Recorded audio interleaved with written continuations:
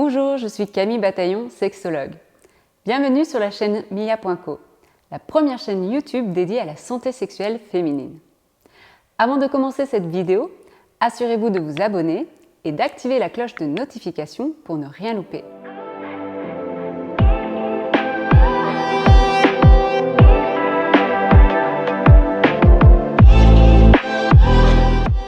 Dans cette vidéo, nous allons voir ce qu'est l'endométriose, l'impact de l'endométriose sur sa sexualité et comment mieux vivre avec l'endométriose. On entend de plus en plus parler de l'endométriose, que ce soit dans les médias, à la télé. L'endométriose est enfin visibilisée. Pendant longtemps, elle était mal diagnostiquée, voire sous-diagnostiquée. Souvent, on disait aux personnes qui avaient mal pendant leurs règles que c'était normal, qu'il fallait faire avec, c'est normal de souffrir. Aujourd'hui, on se rend compte que ce n'est pas normal de souffrir et donc on prend mieux en compte la souffrance des patientes et on les accompagne mieux par rapport à cette endométriose. L'endométriose est une pathologie inflammatoire chronique qui touche une femme sur 10. Aussi, il y a une longue errance médicale puisque l'endométriose est diagnostiquée entre 6 à 10 ans. Donc on voit bien que c'est tout un parcours de souffrance avant que cette souffrance, cette endométriose soit reconnue et traitée. Alors avant de parler un peu plus de l'endométriose, voyons déjà ce que sont les règles. Chaque mois, entre la puberté et la ménopause, le corps se prépare à une possible fécondation et nidation. Pour préparer ce corps, l'utérus va chaque mois créer de l'endomètre, qui est une muqueuse utérine pour accueillir le futur bébé. Cette muqueuse grossit tout au long du cycle et à la fin du cycle, s'il n'y a pas de fécondation, elle va se désagréger et sortir par le vagin. Ce sont les règles. Ce sont ce qui se passe hors pathologie. Maintenant, quand on souffre d'endométriose, on peut avoir des tissus de l'endomètre, de cette muqueuse utérine, qui se greffent un peu partout sur les organes, comme la vessie, l'utérus, etc. Et ça peut causer de nombreuses douleurs. Parce que du coup, chaque cycle, la muqueuse, les tissus de l'endomètre vont grossir de sang. Mais s'il se trouve sur la vessie, il n'y a pas moyen que ça s'échappe, que ça sorte. Et du coup, c'est ce qui crée aussi une inflammation, d'où des douleurs que l'on peut ressentir tout au long du cycle. Les douleurs de l'endométriose peuvent être ressenties de multiples manières. Tout dépend de où sont localisés les nodules ou les adhérences, ces tissus de l'endomètre. Par exemple, certaines personnes qui souffrent d'endométriose vont avoir de nombreuses douleurs pendant les règles. On l'a vu, à chaque moment du cycle, l'endomètre va se gonfler de sang. Lorsque les lésions sont situées au niveau de l'utérus, l'utérus va gonfler, et donc quand ce sera les règles, il va y avoir énormément de matière à évacuer. Vous pouvez peut-être avoir des règles du coup hémorragiques, très abondantes et douloureuses. Certaines personnes ont de fortes contractions utérines pour pouvoir évacuer toute cette matière. Et les douleurs ressenties sont des douleurs similaires à celles que l'on peut ressentir quand on est en train d'accoucher. Ensuite, certaines personnes peuvent ressentir des douleurs au niveau de l'ovulation, au moment de l'ovulation. En fait, c'est lorsqu'il y a des nodules qui sont collés au niveau de l'ovaire. L'ovaire va grossir et il n'y a aucun moyen d'évacuer ces matières et donc ça va créer une inflammation et donc des douleurs très fortes ressenties pendant l'ovulation. Ensuite, il y a des douleurs que l'on peut ressentir à n'importe quel moment du cycle. Elles sont liées à l'inflammation. C'est lorsque ces adhérences se retrouvent sur d'autres organes, tels que la vessie, le rectum, l'intestin. Et donc, ça va créer des douleurs au moment d'aller aux toilettes. Ces douleurs peuvent être aussi ressenties lors de rapports intimes. Bref, ces douleurs sont ressenties à tout moment du cycle et c'est tout le corps qui souffre. Comment l'endométriose impacte la vie intime ? Alors, l'endométriose peut impacter de multiples manières. Premièrement, ça peut impacter la confiance en soi, d'avoir ces douleurs tout le temps. On ne se sent pas forcément à l'aise avec ce corps qui nous est des fois étranger et qui ne répond pas de la manière dont on souhaiterait. Ensuite, ça peut créer des dyspareunies, des douleurs ressenties lors de la pénétration vaginale, que ce soit avant, pendant, après. Ça peut être aussi des douleurs lors de l'orgasme, d'avoir des fortes contractions utérines lorsqu'on a beaucoup de plaisir. Ça peut être de fortes contractions utérines lorsqu'on a beaucoup de plaisir. Et puis enfin, lorsqu'on a des douleurs, lorsqu'on souffre, on peut aussi avoir mal, de l'appréhension d'avoir mal. Et ça peut causer du vaginisme secondaire.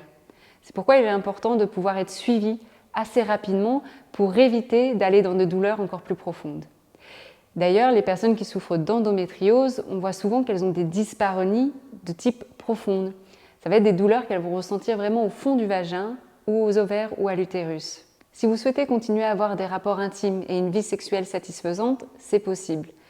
La sexologue va prendre en compte vos douleurs pour vous proposer des pistes de solutions. Tout d'abord, ça va être par rapport à la pénétration. Si vraiment vous avez des douleurs et des dyspareunies, est-ce que la pénétration est importante dans votre couple? Est-ce qu'il n'y a pas d'autres moyens d'avoir une vie sexuelle épanouie par des caresses, des baisers, du rapport, du sexe oral ou de la masturbation? C'est pourquoi ça va être important aussi de pouvoir en parler avec votre partenaire, que vous puissiez voir qu'est-ce que vous pouvez mettre en place pour atténuer les douleurs et pour profiter d'ailleurs d'une vie intime plus satisfaisante. Ensuite, ça va être de pouvoir adopter les positions sexuelles. Il y a peut-être des positions sexuelles qui sont un peu plus agréables que d'autres. Ça va être de pouvoir les reconnaître et de pouvoir les communiquer pour pouvoir vous adapter dans cette nouvelle vie intime. Enfin, vous pouvez aussi vous aider de sextoys. Vous pouvez trouver des sextoys sur le marché qui permettent de contrôler l'angle de pénétration, la profondeur de la pénétration. Et ça permet de réduire l'anxiété ou l'angoisse d'avoir mal. Le fait d'avoir ces sextoys est un support pour cette appréhension. Certaines personnes qui souhaitent avoir des enfants se demandent comment l'endométriose impacte la fertilité. Alors oui, on le voit avec l'endométriose, ça peut avoir un impact sur la fertilité et augmenter le risque d'infertilité. Mais ce n'est pas automatique, ce n'est pas toujours le cas. Les causes d'infertilité sont multiples, ça peut être lié à l'endométriose, mais ça peut être lié aussi à d'autres choses. Si ça vous pose question, n'hésitez pas à en parler à votre gynéco qui vous permettra de vous rassurer, de vous proposer des pistes de solutions. Comment votre sexologue peut vous accompagner dans votre vie intime quand vous souffrez d'endométriose? Tout d'abord, ça va être de vous proposer de mieux vous connaître, de connaître en fait vos limites. À quel moment vous avez des douleurs dans votre cycle, mais aussi est-ce qu'il y a des positions qui sont un peu plus confortables pour vous. Ça va être de pouvoir aussi créer de la communication au sein de votre couple. Si vous partagez votre vie avec un ou une partenaire, ça va être de pouvoir en discuter de ces douleurs et de comment vous pouvez les adapter pour mieux accompagner votre vie intime. Votre sexologue aussi peut vous proposer des sextoys, peut vous proposer des positions différentes, peut vous proposer aussi peut-être d'arrêter la pénétration ou d'arrêter en tout cas des rapports quand ils sont douloureux. Ça peut être aussi des thérapies manuelles que vous faites avec votre kiné. On l'a vu aussi quand on souffre d'endométriose, on peut avoir de l'appréhension face à la douleur.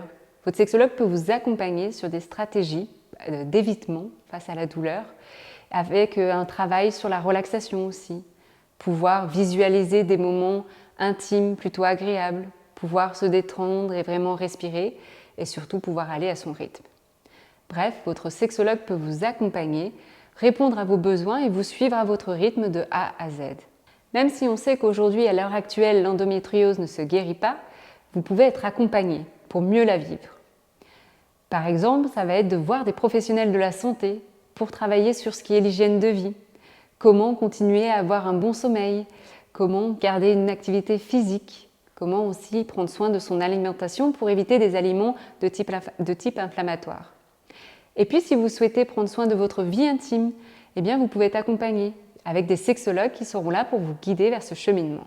Vous pouvez aussi très bien téléconsulter par message, par visio ou par téléphone. La téléconsultation permet de la flexibilité et du confort, c'est rassurant et confidentiel.